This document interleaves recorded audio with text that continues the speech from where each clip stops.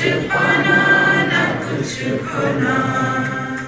Who asked you live at zero complaint level? मौज में रहो, be happy.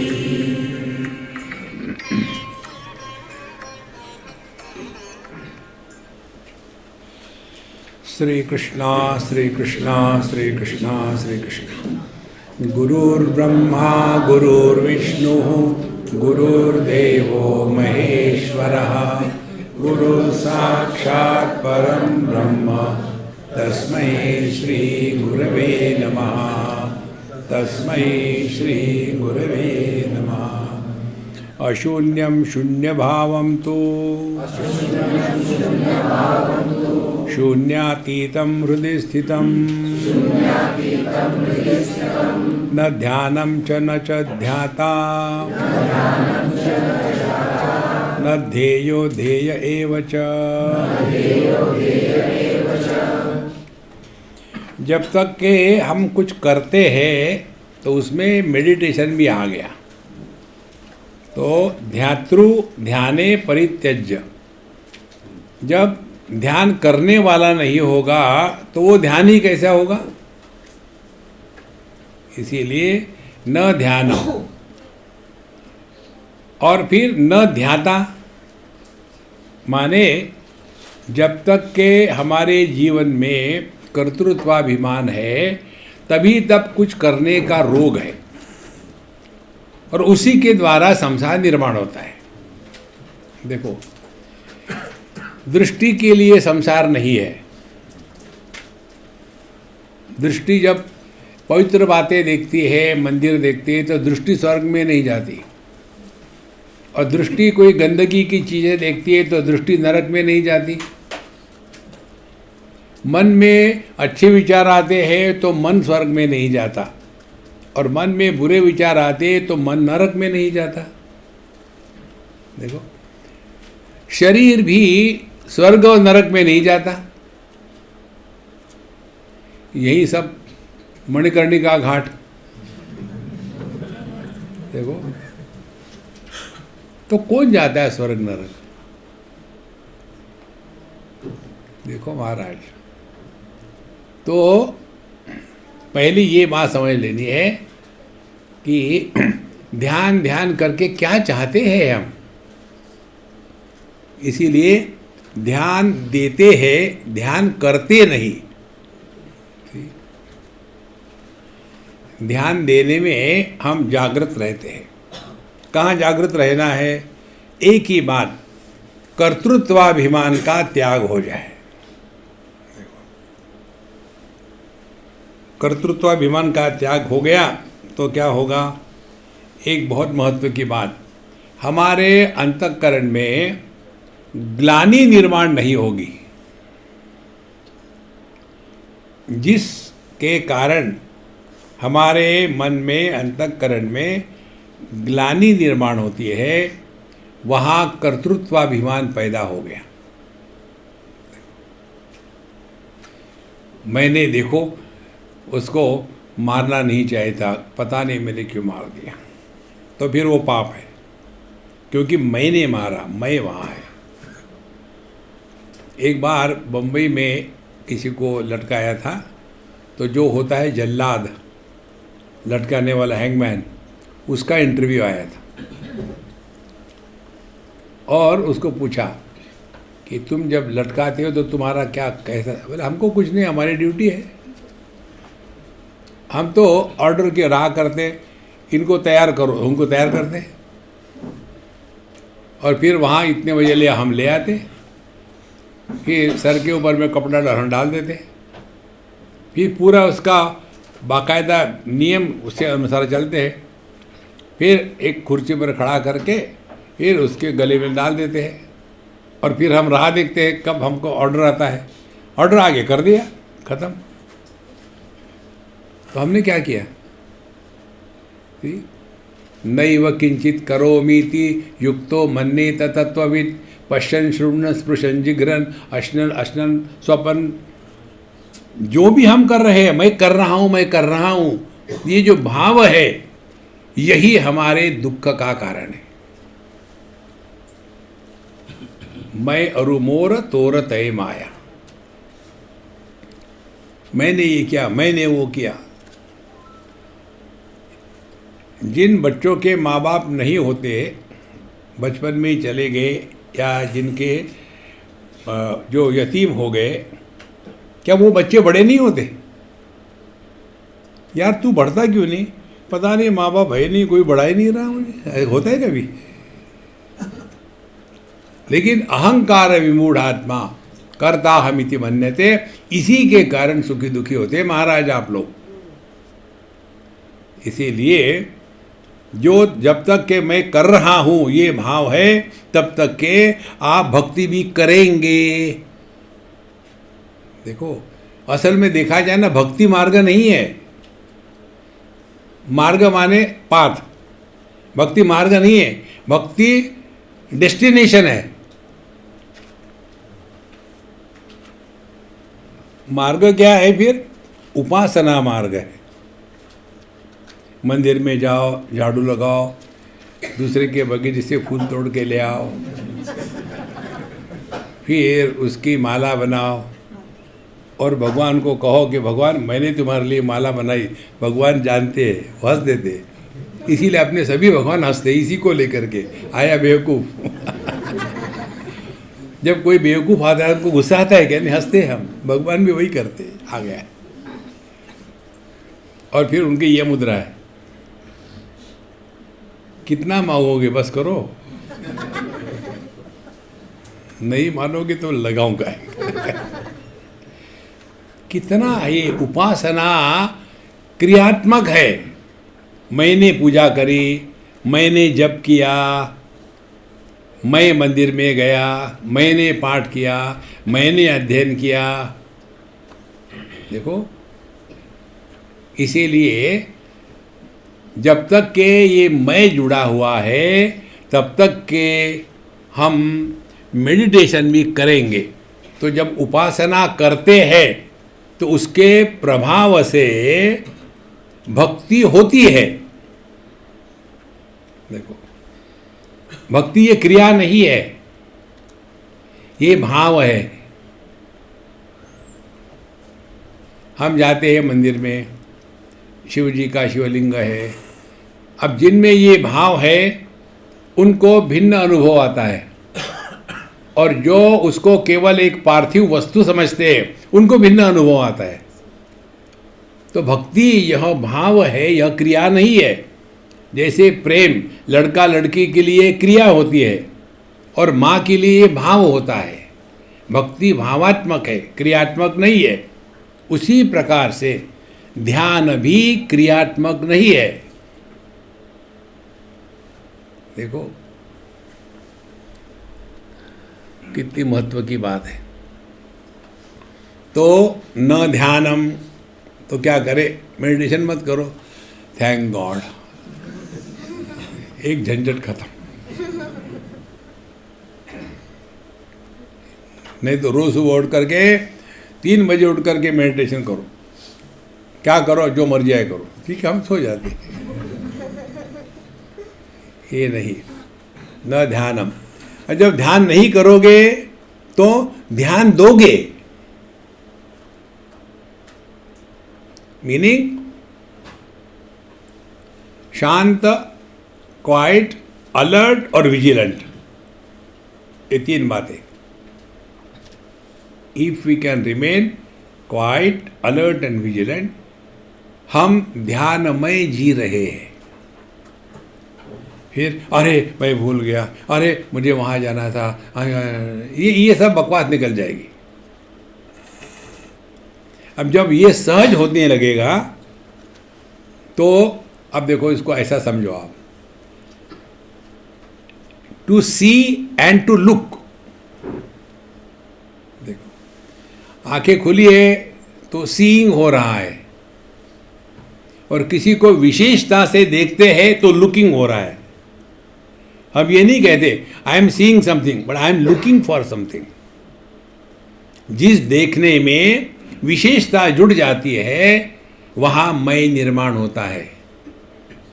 देखो, इसीलिए न ध्यानम जब ये स्थिति हमारी सहज रहेगी तो ध्यान करने की आवश्यकता ही नहीं, फिर मेडिटेटर भी नहीं है। देखो, इसीलिए पूरी साधना क्या है? पूरी साधना इतनी ही है, a process of undoing and unbecoming. दो बातें, करना नहीं, कुछ बनना नहीं। देखो, कुछ बनोगे तो थोड़ा बहुत इधर उधर पढ़ करके क्या बनोगे? गुरु। जहां गुरु बन गए फिर ढोते रहो। देखो महाराज, इसीलिए न ध्यानम च न ध्याता। फिर ध्येय क्या है?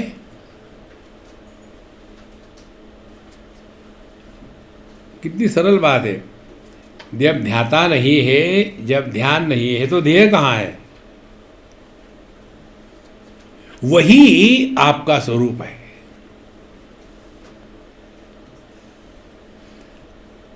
आपने आंखें खोली, देखा, लेकिन किसी को पहचाना नहीं। कैसे? जैसे दर्पण में प्रतिबिंब होता है, लेकिन दर्पण किसी को पहचान करके मैं इसको पहचानता हूँ, मैं इसको जानता हूँ, ये भाव नहीं होता। उसी प्रकार से जब हमारा मन जगत में रहते हुए यह मैं को निर्माण नहीं करता, तो वो मैं रहित स्थिति जो है वही ध्येय वस्तु है, वही अपना स्वरूप है। भगवान रमण महर्षि, अयम अहम कुतो भवति चिन्वतः अयि पतत्यहम निज विचारणम। तो ये जो मैं कौन है? मैं इति चिन्वतः, जो इसका चिंतन करता है तो क्या होगा? अयि, अरे पतत्य अहम, ये जो अहम है ये गिर जाता है। देखो कैसे गिर जाता है। हम आँखों से सभी चीज़ों को देख सकते हैं, इसीलिए हमको दृष्टि है। अब अपनी आँखों से अपने को देखो, ट्राई मारो।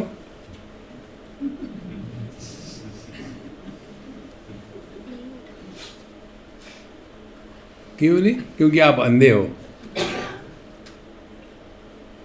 इसी प्रकार से ये मैं को ढूंढने निकले तो मैं गायब।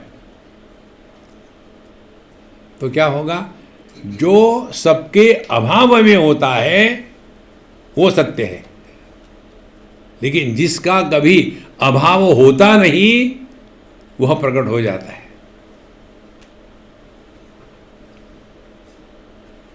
कितनी सहज बात है। इसीलिए न ध्यानम च न ध्याता न ध्येयो न ध्येय एव च। भाई यही ध्यान है। मौज में रहो, रिलैक्स, खाली पीली परेशान होने की जरूरत नहीं। कई लोगों को ये चक्कर होता है, हाँ ये मरने के बाद क्या होता है। तो हम क्या कहें, अनुभव तो है नहीं अपने को, क्या बताओ। नहीं कुछ बताइए, पहले मरो तो सही, मर के दिखाओ। मृत्यु असंभव है। देखो महाराज, मरने के बाद क्या होता है? तुम जिंदा है तो क्या हुआ? जब जिंदा है तो कुछ हुआ नहीं, तो मरने के बाद क्या होगा? पब्लिक खुश हो जाएगी, चलो एक कटा। और क्या हो सकता है? इसीलिए संतो, वेदांत का अध्ययन करने के पश्चात आपको मरना अलाउड नहीं। देखो, लेकिन फिर हमने अपने आप को देह मान के रखा है, और यही नाम रूप जगत है। इसीलिए हम कहीं डोनेशन कर देंगे और वहाँ पत्थर पर लिखा होगा दगड़ूमल गोटामल पत्थर वाले, इन्होंने 125 रुपया दिया था। अब ये किसी को पता नहीं कौन है ये दगड़ूमल, पत्थर को भी पता नहीं। ये बात हमने सीखी, वृंदावन गए थे हम, तो वृंदावन में तो काफ़ी भगवान की लीला स्थली है। एक जगह जब हम गए तो वहाँ के पंडा ने बताया कि महाराज आप देखो यहाँ चारों तरफ ये पत्थर लगे हैं ना, मार्बल के लगे हैं। बोले इस पर नाम लिखे हैं। बोले मालूम है क्या? मुझे मालूम नहीं और मुझे जानने की इच्छा भी नहीं। बोले ये ऐसा है कि यहाँ पत्थर पर नाम लगा करके रख दो, तो जो भी आदमी आएगा उस पर पैर देगा, उसके पुण्य कर्म आपको ब्लूटूथ से ट्रांसफर हो जाएंगे। चोरी वहाँ भी, पुण्य कर्म उसने किया। देखो, आपके नाम पर किसी ने पैर दिया तो उसके पुण्य कर्म आपको ट्रांसफर हो गए। तो करो, कर दो। कितने साइज का? आप बताओ कौन से साइज का? ये करा लो। इसके 2500 रुपये दे दो। मुझे क्या फर्क पड़ता है? महाराज, नाम रूप यही तो संसार है महाराज, इसी में फंसे है।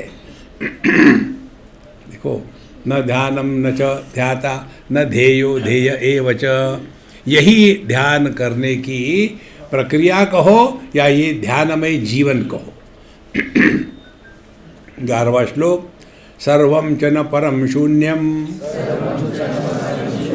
न परम नापरात् परम अचिंत्यम अप्रबुद्धम च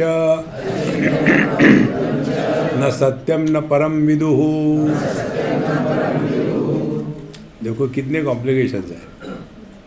सर्वम च न परम शून्यम, सब कुछ वही है, अभाव कहाँ है? देखो, अभाव भी भावात्मक ही होता है। देखो, ये कैमरा है और ये माइक है, ये दो क्यों है? क्यों? इन दोनों के बीच में अभाव है। किसका अभाव है? कैमरे का भी अभाव है और माइक का भी अभाव है। तो अभाव भी भावात्मक ही होता है। जहां हम द्वैत में और द्वंद्व में आ गए, वहां भाव अभाव का गणित शुरू हो गया। इसीलिए जिस अनुभूति में अस्ति नास्ति ये दो प्रत्यय है, सुख है दुख नहीं है, संसार।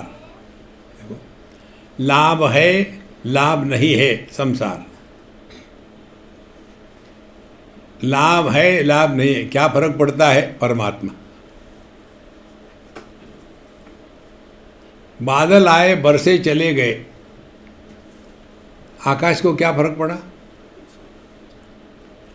बादल आए गड़गड़ाए चले गए, आकाश को क्या फर्क पड़ा? इतने बार हमने सत्संग सुना, क्या फर्क पड़ा? कारण आप साक्षात चिदाकाश हो। हाँ भाई जी, आप मजाक उड़ा रहे। मजाक तो आप उड़ा रहे भगवान की। मनुष्य की माया भगवान के माया से तगड़ी होती है। देखो, पश्यन् अपि न च पश्यति मूढ़ा उदर निमित्तम बहुकृत वेशा। इसीलिए सर्वं च न परम शून्यम, तो ये किसी के परे नहीं, किसी के छोटा नहीं, सब कुछ यही है। माने जिसमें तारतम्य भाव नहीं है। तारतम्य भाव किसको कहते हैं?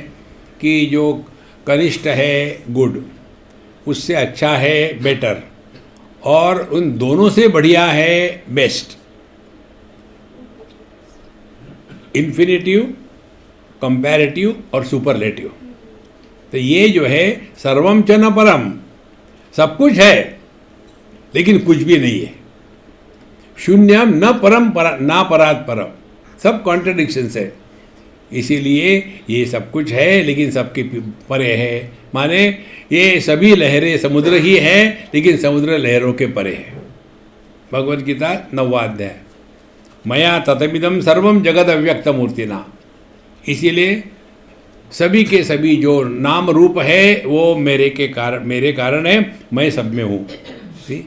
लेकिन वो मुझ में नहीं है। कैसे? लहरों का जन्म होता है, बढ़ती है, झगड़ा करती है, मर जाती है।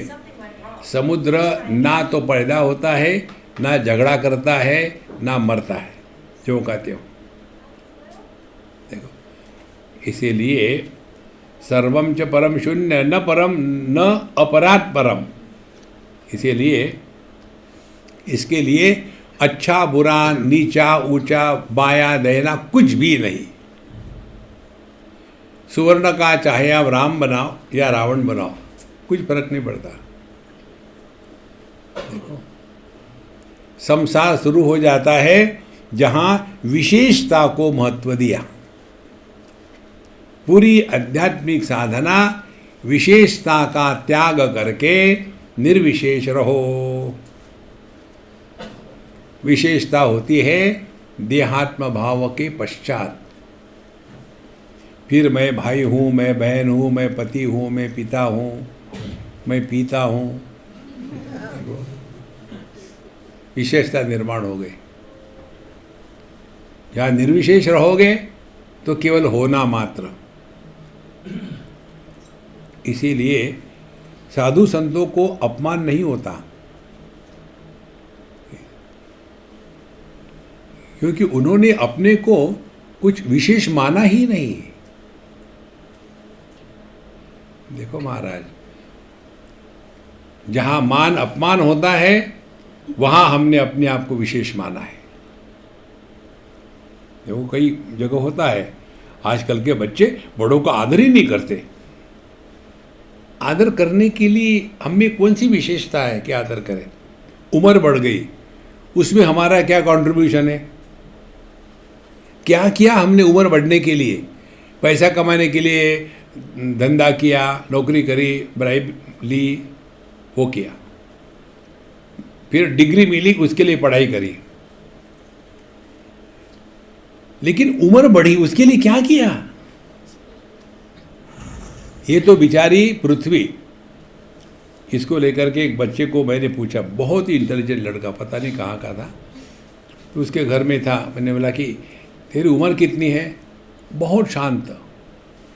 स्वामी जी। तो उसकी माँ कही, स्वामी जी इसको कुछ भी पूछो ना, या ऐसे ही बड़ा शांत होकर के बात करता है, और हर बार क्या बोलता है हमको समझ में नहीं आता। अब आपको क्या बोलता है देखो। मैंने पूछा, तुम्हारी उम्र कितनी है? स्वामी जी पृथ्वी जो है ना, उम्र क्या है ये प्रश्न है। उत्तर, पृथ्वी जो है ना वो सूर्य के अगल बगल में 5 बार घूम चुकी है। जब उसने ऐसा कहा तो उसकी माँ कहती, ऐसा ही ये उटपटांग बोलता है, समझ में ही नहीं आता हमको। हमने कहा उसने अपनी उम्र बताई है। पढ़ना और उसका तात्पर्य निर्णय निकालना, शास्त्रों के शब्दों का तात्पर्य निर्णय जब तक निकाल नहीं सकते तब तक के केवल पढ़ना हो रहा, उसका अर्थ प्रकट नहीं होगा। देखो,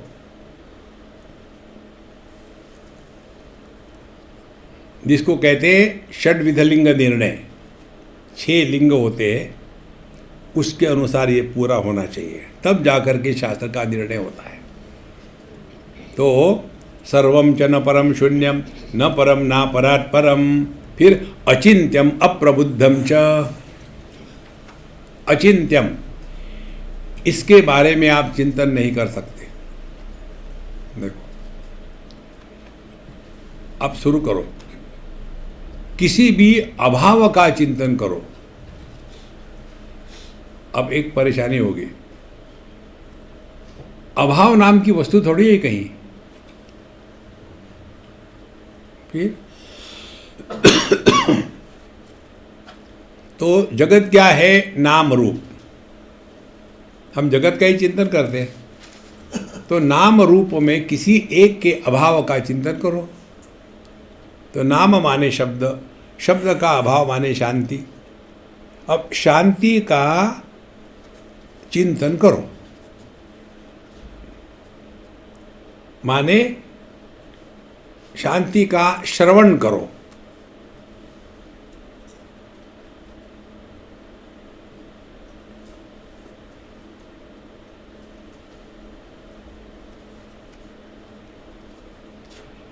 आप जितना शांत होगे उतने आपको सूक्ष्म सूक्ष्म शब्द भी सुनने लगेंगे।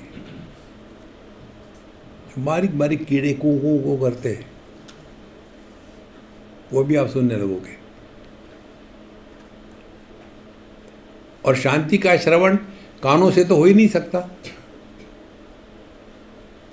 देखो, हम आपको वैसा ही बता रहे हैं, आंखें खोलो लेकिन देखो मत। कान खुले और बताया है शांति का श्रवण करो। अब क्या करें? चिंतन करो। इसका अर्थ क्या निकला? तात्पर्य निर्णय, शब्द के द्वारा प्रभावित मत हो।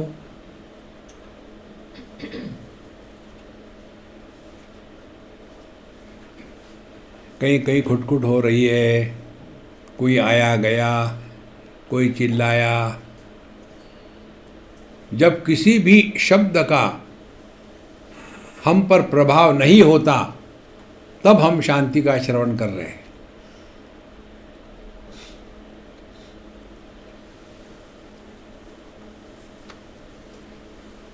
हमको किसी ने कहा कि स्वामी जी, कौवा आपकी आँख आपकी कान काट के ले जा रहा है और हम दौड़ रहे हैं उसके पीछे। अरे देख तो लो।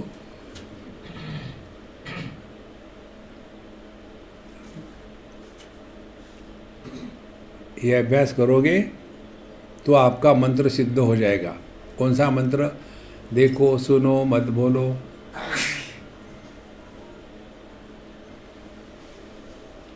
है ना सिंपल? आपके लिए होगा। दुखी रहो, तथास्तु। इसीलिए अचिंत्यम, जो चिंतन का विषय नहीं है उसका चिंतन करो। क्या चिंतन का विषय नहीं है? जो मन के कक्षा में नहीं आता। मन के कक्षा में द्वैत आता है, मन के कक्षा में द्वंद्व आते हैं। द्वंद्व और द्वैत, इसका त्याग करेंगे तो मन अपने आप में डिजॉल्व हो करके, जैसे बर्फ का टुकड़ा डिजॉल्व होकर के पानी हो जाता है, उसी प्रकार से मन चैतन्य हो गया। सबसे बढ़िया बात, जो बर्फ का टुकड़ा पानी में पिघल करके पानी हो गया, फिर वही बर्फ का टुकड़ा बाहर नहीं आता।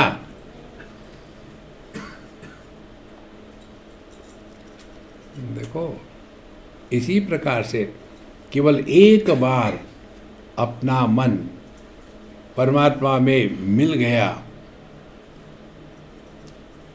फिर वही जो पुराने हम थे, जो नाम रूप में फंसे हुए थे, वो बाहर नहीं आएंगे। इसी को लेकर के बाबा जियों के नाम रूप बदल देते हैं। संन्यास दीक्षा में एक विरजा होम होता है, उसमें सन्यासी लोग अपने आप का श्राद्ध करके पिंडदान करते हैं। तो हमने पिंडदान किया है अपना।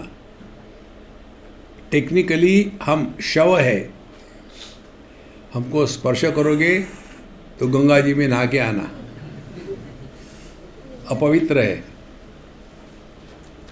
देखो महाराज, अब मरने के बाद ढांचा बदल जाता है ना। जब आदमी जिंदा है तो खूब मेकअप करेगा, अच्छा दिखना चाहिए। अब एक बार सन्यास हो गया, मुर्दा हो गया, तो फिर क्या, नाम रूप दोनों बदलो। देखो,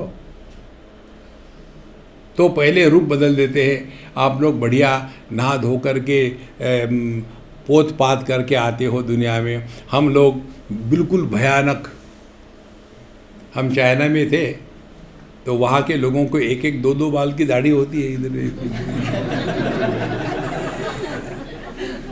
तो हम बड़े वहाँ पॉपुलर हो गए थे। जो भी आदमी हमको देखता तो एक ने मुझे पूछा, आपने ये दाढ़ी कब से बढ़ाई है? हमने बचपन से समझ में नहीं आया। So it is not an act of commission, it is an act of omission. करते नहीं, अपने आप बढ़ रही है। देखो, तो रूप बदल डालो, फिर आप कितने बढ़िया कपड़े पहनते हो। बाबा जी लोग उल्टे सीधे कपड़े पहन देते। देखो, रूप बदल दिया, नाम बदल दिया। देखो, पहले नाम था लक्ष्मीचंद और सन्यास हो गया भिकारी आनंद। देखो, और एक प्रश्न कि सभी बाबाजियों के नाम के बाद आनंद क्यों आता है? बच्चे पूछते हैं हमने क्या कोई ये देवानंद ने ठेका लेके रखा है कि उनके नाम होना चाहिए? बोले नहीं, बताइए क्या होता है। हमने कहा ये सजेशन है, अपने नाम के लिए कम से कम शर्म करो, दुखी मत होना। तुम्हारा नाम आनंद है। देखो, आनंद स्वरूप दुखी क्यों? एक नाटक था, आनंद उसका नाम, स्वरूप उसका लास्ट नेम, और नाटक था आनंद स्वरूप दुखी क्यों। देखो, इसीलिए महाराज अचिंत्यम अप्रबुद्धम च, इसका किसी भी प्रकार से हम चिंतन नहीं कर सकते और हम किसी भी प्रकार से इसको जान नहीं सकते। एक पुस्तक है हमारी भगवान रमण महर्षि के सद्दर्शन पर, नोइंग इज बीइंग। आप परमात्मा को परमात्मा के साथ एक होने के सिवा नहीं जान सकते। आप गायब हो जाओगे, केवल परमात्मा ही रहेगा। नहीं रे बाबा, फिर अपने को तो नहीं चाहिए, मत लो। देखो, अचिंत्यम अप्रबुद्धम च, और न सत्यम न परम, ना तो ये सत्य है ना तो ये असत्य है, ना इसके परे है। माने सभी शब्दों के परे। यतो वाचो निवर्तन्ते अप्राप्य मनसा सह, जहाँ वाणी और मन इन सब व्यापार शांत हो जाते हैं, वो अपना स्वरूप है।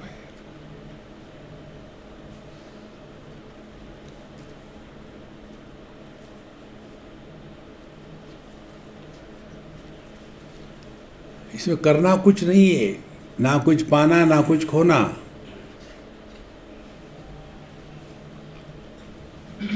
Nothing to do, nowhere to go. ये मंत्र हमको कहाँ मिला बताएं आपको? एक बार हमको जबरदस्ती से लोग ले जा रहे थे कैलाश मानस। हमने कहा देखो मैं वैष्णव हूँ, मुझे कैलाशवासी नहीं होना। एक बार हम जब गए थे कैलाश तो वहाँ ये समस्या आई थी।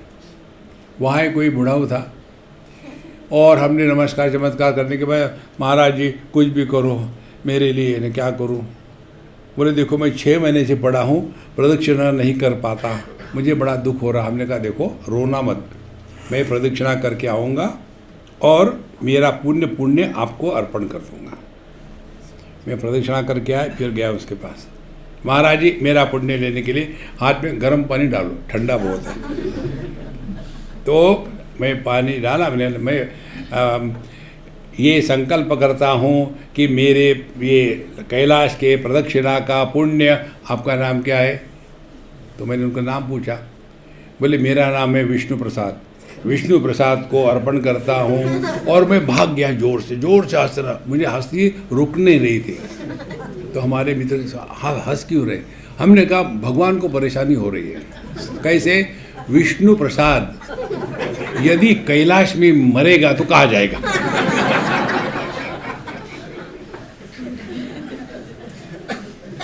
तो मरने के बाद गया विष्णु प्रसाद, कहाँ पहुँचाओ? पहले पहुँचा कैलाश पर।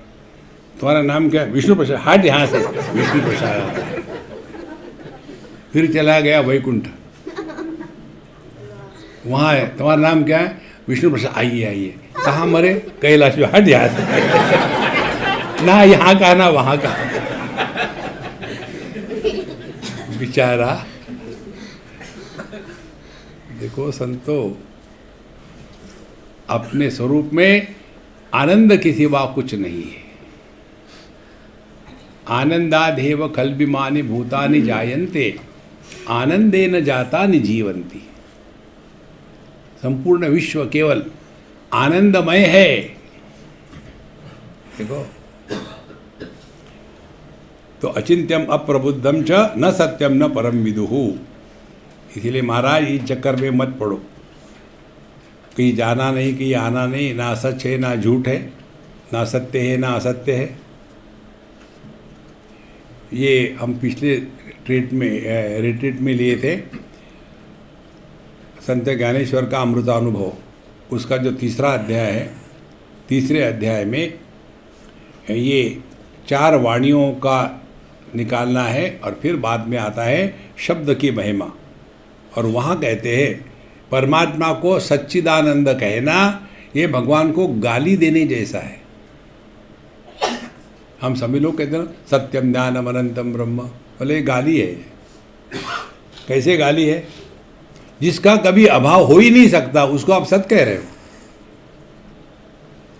सत्य तो उसको कहते हैं जिसका अभाव हो सकता है, जिसमें जड़त्व का नामो निशान नहीं है, उसको चित्त कहने की क्या जरूरत है? और जिसमें दुख की संभावना नहीं है उसको आनंद कहने की क्या जरूरत है? आप क्या गाली दे रहे हो क्या?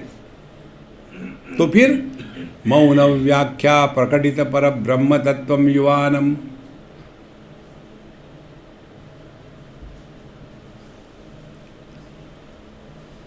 देखो संतो,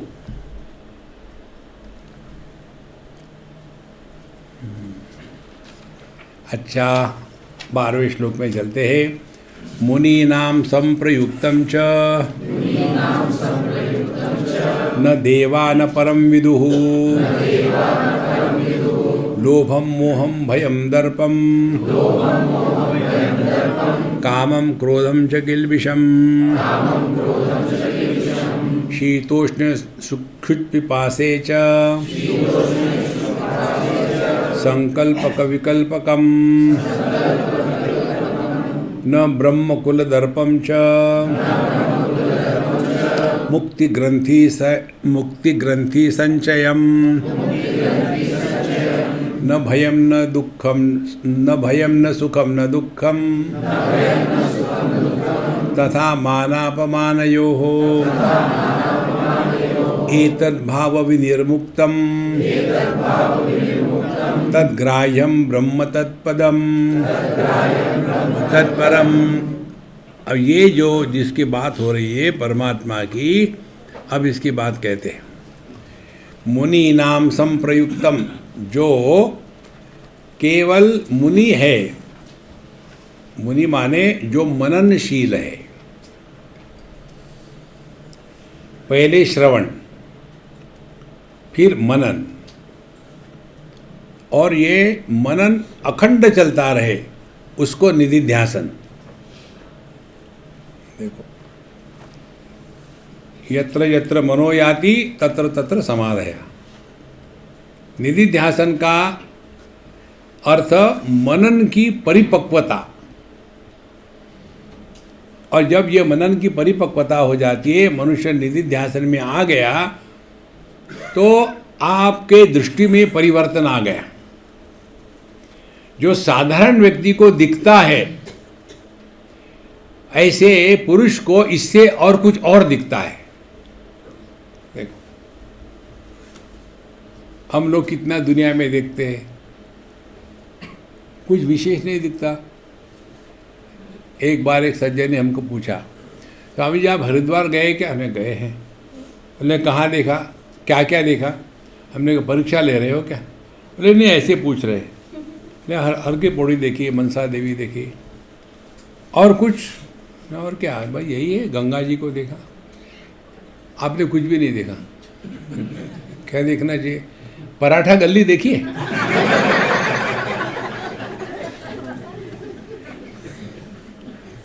तो वो पेटू होगा। देखो, इतने दूर से आए और पराठा गली। तो जैसा हमारा ट्रेनिंग होता है ना, वैसा हमको दिखता है दुनिया में।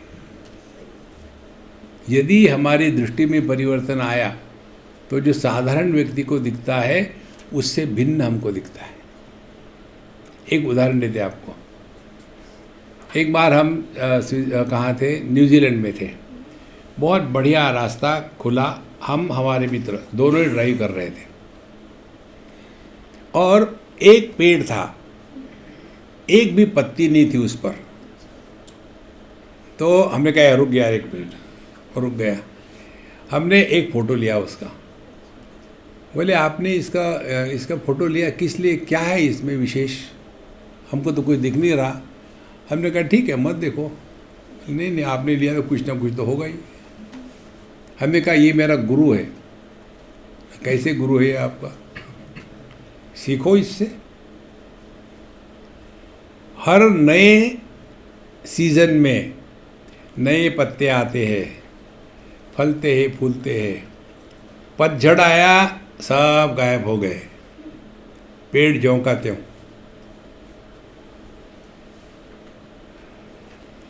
कितनी जागृत अवस्थाएं आके चली गई, कितनी स्वप्नावस्था आके चली गई, कितनी सुषुप्त अवस्था आके चली गई, कितनी बार समाधि लग के टूट गई। ये पेड़ ज्यों का त्यों है।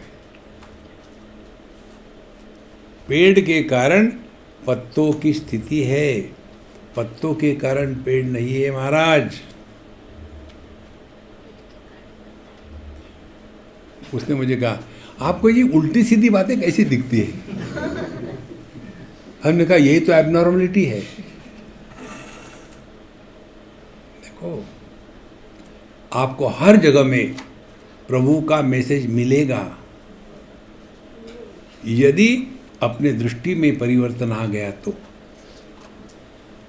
देखो गंगा जी आप देखते हो, गंगा जी में 2 प्रकार की गति है पानी की। कितनी बातें गंगा जी सिखाती है। मनुष्य पानी के कारण नहीं मरता। पानी में जब बहाव आता है ना, तो व्यक्ति बहाव के द्वारा निकल जाता है, पानी के द्वारा नहीं निकल जाता। तो 2 बातें हो गई, पानी और पानी का प्रवाह। इसी प्रकार से विचारों से दुख नहीं होता, विचारों के प्रवाह में हम बह जाते हैं। कितनी सरल बात है। और फिर कौन से विचारों का प्रवाह निर्माण होता है, करो चिंतन। तो जो विचार, जो वृत्ति परिच्छिन्न वस्तु की होगी, तो उसके बाद उस परिच्छिन्नता को पूर्ण करने के लिए एक वृत्ति के बाद दूसरे वृत्ति का जन्म होगा, फिर तीसरे वृत्ति का जन्म होगा, चौथे वृत्ति का जन्म होगा। जब तक के परिच्छिन्नता को परिपूर्णता तक नहीं पहुंचाएंगे, तब तक के विचारों की धारा चलती रहेगी और हम इस विचारों की धारा में बह जाते हैं। देखो, और यदि विषय होगा वृत्ति का परमात्मा, जो अनंत है, अखंड है, अनादि है, अविकारी है, तो उसका प्रवाह नहीं बनेगा।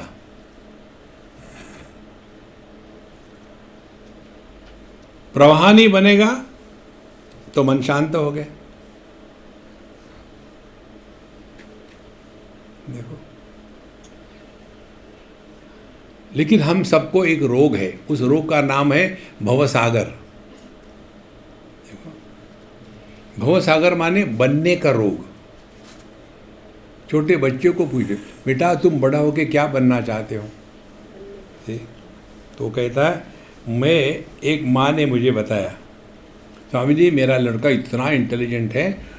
उन दिनों में वो रामानंद सागर का चल रहा था ना रामायण, बोले इसको पूरा कंठस्थ है, कुछ भी पूछ लो आप इसको। मैं पूछता हूँ, तुम नाश्ता बनाओ। मनुष्य के लक्ष्य से कभी तो हटना नहीं चाहिए। देखो, you should be committed to that. तो मैंने पूछा, तुमने रामायण? हाँ पूरा याद है मुझे। अच्छा, अब उसके वहाँ भी ध्यान मेरी तरफ था कि क्या वो बोलता है बेटा।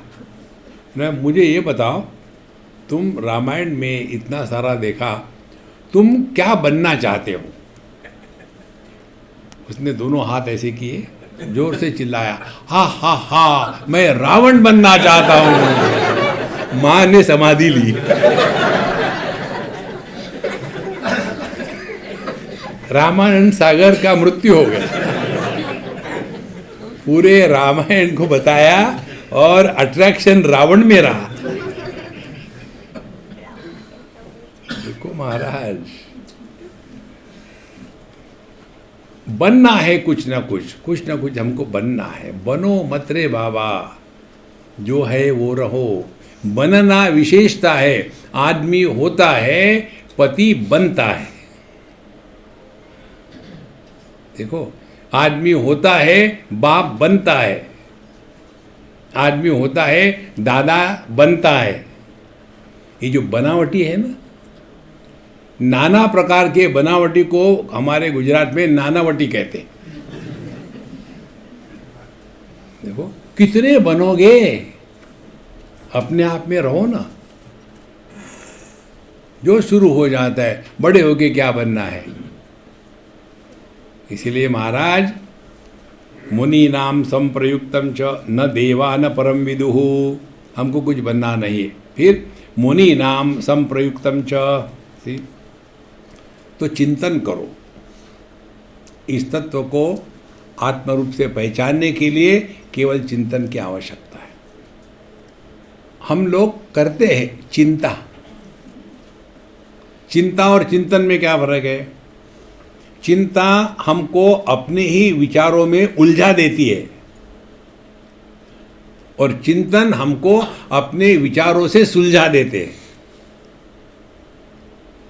कितनी सरल बात है। हम क्या करते हैं यही हमको पता नहीं है। चिंता करते हैं, और चिंता क्या होती है? भविष्य को लेकर के। और चिंता का स्वरूप क्या है? जो समस्या नहीं है उसके हल करने का प्रयत्न। देखो, क्योंकि चिंता में हमने एक समस्या निर्माण कर दी। सब हम लोग जा रहे और वहाँ गए और समझो फ्लाइट निकल गई हो, तो फिर क्या करेंगे? तो ऐसा करते हैं, बैठे बैठे फ्लाइट आ गई। अरे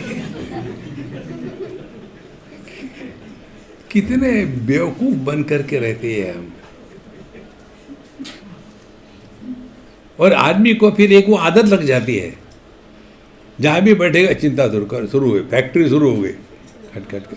और उसी के कारण आदमी अपने आप से बोलने लग जाता है, वो ऐसा करके मैं ऐसा करूँगा। क्या ऐसा कर सकते हैं हम लोग? हम टैक्सी लेके चले जाएंगे। लेकिन टैक्सी लेकर का क्या भरोसा है? आजकल बड़े खराब है टैक्सी वाले लोग। कितनी जगह सुना है, बोले जा रहे। और ऐसे लोग कहते नहीं, हमारे ये जो है ना थोड़े सेंटिमेंटल है। सेंटिमेंटल यह स्थिति मेंटल होने की पहली स्थिति है। अपने आप से बोलना बंद करो, यही हमारा महामंत्र है। हम आपको ये नहीं कि राम राम कहो, नहीं, अपने आप से बोलना बंद करो, ये मंत्र है।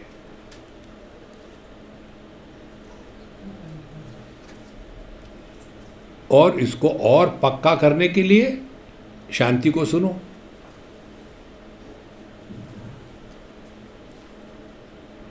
तो जब आप अपने आप से नहीं बोलोगे तो शब्द का निर्माण नहीं करोगे। लेकिन बाहर से तो शब्द आ रहे हैं, तो जब शांति को श्रवण करोगे तो शब्दों के द्वारा प्रभावित नहीं होंगे। शब्द के परे चले गए तो परमात्मा में पहुंच गए।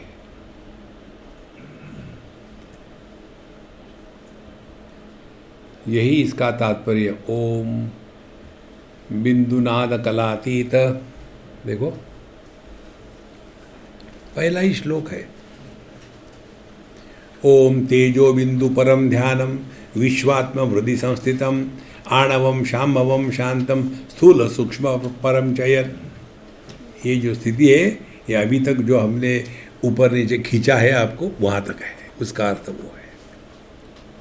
देखो महाराज, मुनि नाम संप्रयुक्तम च, फिर न देवा न परम विदुहु। अब देवा का तात्पर्य है, आप लोगों ने पुराणों में कहानियाँ सुनी होगी। एक बार ये इंद्र को इच्छा हो गई भोग करने की, और जाकर के एक ऋषि के यहाँ सुबह सुबह गया, रात को 12:30 बजे। क्या गए, कैसा गया? एक मुर्गे का रूप लेकर के, और वहाँ उसने बांग दी, कॉक। तो मुनि को लगा कि अरे सुबह होगी, 4 बज गए। वो बेचारे उठ करके चले गए नहाने के लिए। उधर में इंद्र फिर अपना रूप बदल करके उस मुनि के पत्नी के साथ भोग किया। उसको पता ही नहीं, क्योंकि वैसा ही ड्रेस करके आया था, मेकअप करके। देखो, इंद्र होते हुए भी काम, क्रोध, लोभ, मोह, मद मात्सर्य ज्यों का त्यों है महाराज। ये देवता के चक्कर में मत पड़ो। और दूसरी महत्व की बात, हमारे शास्त्रों के जो मंत्र होते हैं ना, इसके 3 लेयर के अर्थ होते हैं, आदि भौतिक, आदि दैविक और आध्यात्मिक। आदि भौतिक तात्पर्य, जो आकाश में लटकता हुआ सूर्य हम देखते हैं, वो आदि भौतिक सूर्य है। आदि दैविक सूर्य कौन सा है? जिसके प्रभाव से कुंती माता को कर्ण की प्राप्ति हो गई थी, वो आदि दैविक सूर्य है। और आध्यात्मिक सूर्य कौन सा है? जिसके कारण हमारे आंखों में रोशनी है। यहां भी देव माने द्योतना देवा, तो हमारे सभी जो इंद्रिय है उनको देव कहा गया है। तो मुनि नाम संप्रयुक्तम च, जब तक के हम कॉन्टेम्पलेटिव चिंतन नहीं करेंगे, तब तक के ये बात गले नहीं उतरेगी। और न देवा न परम विदुहु, देखो, क्योंकि यह तत्व इंद्रिय मन बुद्धि का विषय नहीं है। देखो, और फिर कारण क्या है? कितने रोग बताए देखो, काम, लोभम, मोहम, भयम, दर्पम, कामम, क्रोधम च किल्बिषम, शीतोष्णे क्षुत् पिपासे च संकल्पक विकल्पकम, न ब्रह्मकुल दर्पम च न मुक्ति ग्रंथि संचयम, न भयम न दुखम सुखम तथा मानापमानयोः एतद् भावैहि विनिर्मुक्तम। जो व्यक्ति इन चीज़ों से मुक्त हो गया है, कौन से चीज़ों से मुक्त हो गया है? लोभम, लोभ माने मणिपुर चक्र में फंसे है। मोहम, मोह माने जो हमको परिच्छिन्नता के कारण गलत ज्ञान देता है, उसको मोह कहते हैं।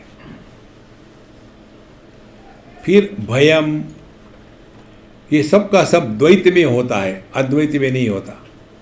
भयम डर, दर्प, इसी से शब्द बना है दर्पण। दर्पण में क्या होता है? हर एक आदमी खड़ा होकर, कितना बूढ़ा क्यों ना हमारे जैसा, ये एंगल से वो एंगल से, दर्पण अपने दर्प को बढ़ाता है। देखो, तो जो नहीं है वो दिखाना दर्प। फिर काम हम जानते हैं, क्रोध हम जानते हैं, किल विषम मन में गंदगी, क्षुत् पिपासे, और पहले शीतोष्णे ठंडा गरम, क्षुत् पिपासा भूख प्यास, संकल्प विकल्प, अनेक प्रकार की कल्पना का साम्राज्य। फिर ब्रह्मकुल दर्पम च, हम ब्राह्मण क्षत्रिय वैश्य शूद्र है। ब्रह्मकुल दर्पम च न मुक्ति ग्रंथि संचयम, और दुनिया के सब पुस्तकों को इकट्ठा करके रख दिया है। उपनिषद में आता है, नानुध्यायान बहुन शब्दान वाचो विग्लापनम ही तत्। इतना आदमी को उसका रोग लग जाता है, ये पढ़ो वो पढ़ो, ऐसा पढ़ो वैसा पढ़ो, और फिर दुनिया दिमाग में खिचड़ी हो जाती है।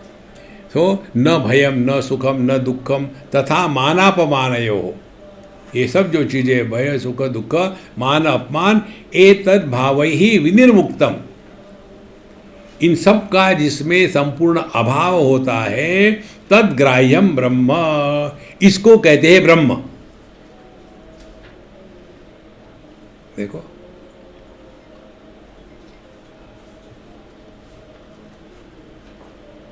ये सब निकाल देने के बाद जो बचता है, पंचदशी के तीसरे अध्याय में आता है, पंचकोशों का विवरण उसमें है। पंचकोशों को त्याग देने से जो बचता है वो ब्रह्म है। विद्यार्थी कहता है ये पंचकोश हटा दिए तो कुछ भी नहीं बचता, बोले जो कुछ भी नहीं है वही परमात्मा है। देखो इसीलिए एतद् भावैहि विनिर्मुक्तम तद्ग्राह्यम ब्रह्म तत्परम, यही परम ब्रह्म है और इसी को हमको पहचानना है महाराज। तो पूरी साधना क्या हो गई, ये सबसे अपने आप को बचाओ। सी इंद्रियों की गुलामी छोड़ दी, लोभ मोह भय दर्प काम क्रोध किल्बिष ठंडा गरम भूख प्यासा प्यास संकल्प विकल्प, और हम बड़े श्रेष्ठ हैं हम बड़े कनिष्ठ हैं, और अनेक प्रकार के दुनिया भर के ग्रंथ इकट्ठे कर लिए, डर है सुख है दुख है मान अपमान, बहुत हो गया बहुत हो गया। ये सब के द्वारा हम अपने में विशेषता निर्माण करते हैं। इसको हमने कितने बार बताया है, आध्यात्मिक साधना माने अपने में विशेषता निर्माण करना नहीं, अपने आप को किसी से भी श्रेष्ठ या कनिष्ठ ना समझे। श्रेष्ठ समझेंगे तो अपमान होगा, कनिष्ठ समझेंगे तो अपने आप को हीन दीन समझेंगे, दोनों ही रोग है। देखो ये तो हमेशा पापो हम पाप कर्मा हम, क्या पाप किया, पाप पापा बन गए भूखो। देखो महाराज, इसीलिए एतद् भावैहि विनिर्मुक्तम, जो इन सब भावों से मुक्त हो गया है वही तद्ग्राह्यम ब्रह्म तत्पदम, तब हमने परमात्मा को थोड़ा बहुत उसकी झलक पाई है। और ये झलक हम सब रोज देखते हैं गहरी नींद में। सब का सब जो बताया है हमारे सब का अनुभव है सुषुप्ति अवस्था में। इसीलिए उपनिषद कहती है अहर अहर ब्रह्म गमयति, रोज रात रोज दिन में हम ब्रह्म के साथ एक हो जाते हैं गहरी नींद में। सवाल इतना ही है हमको पहचान नहीं उसकी। जैसे हम सोते समय अपना फ़ोन पावर में लगा देते हैं, रात भर चार्ज हो जाएगा क्योंकि पावर ख़त्म हो गई थी। इसी प्रकार से रात को हम अपने आप को कन्हैया के साथ जोड़ देते हैं तो सुबह उठ कर के फिर तैयार हो गए, काम क्रोध लोभ मोह फिर वही व्हाट्सएप। आजकल एक कोरोना से भी भयानक रोग आया है, उसका नाम है व्हाट्सएप। हमको कई लोग इतने भेजते हैं व्हाट्सएप, अब हम किसको उत्तर नहीं देते। वो ईमेल भी हमने बंद कर दिया, खाम की चीज़ें इतना सारा लिखेंगे। स्वामी जी अब आप बताओ, बेस्ट बात है काम से मतलब रखो, बाकी राम राम करो। धीरे धीरे आप शांत होकर के रहने लगोगे, यही परमात्मा की उपलब्धि है। अब इसके लिए साधना करनी है। अब क्या साधना करनी है ये 15वें श्लोक से आगे हमको बताएंगे, उसको हम अगले सत्र में लेंगे। ओम पूर्णमदः पूर्णमिदं पूर्णात् पूर्णमुदच्यते पूर्णस्य पूर्णमादाय पूर्णमेवावशिष्यते। ओम शांति। शांति शांति शांति। हरि ओम। श्री गुरुभ्यो नमः। हरि ओम।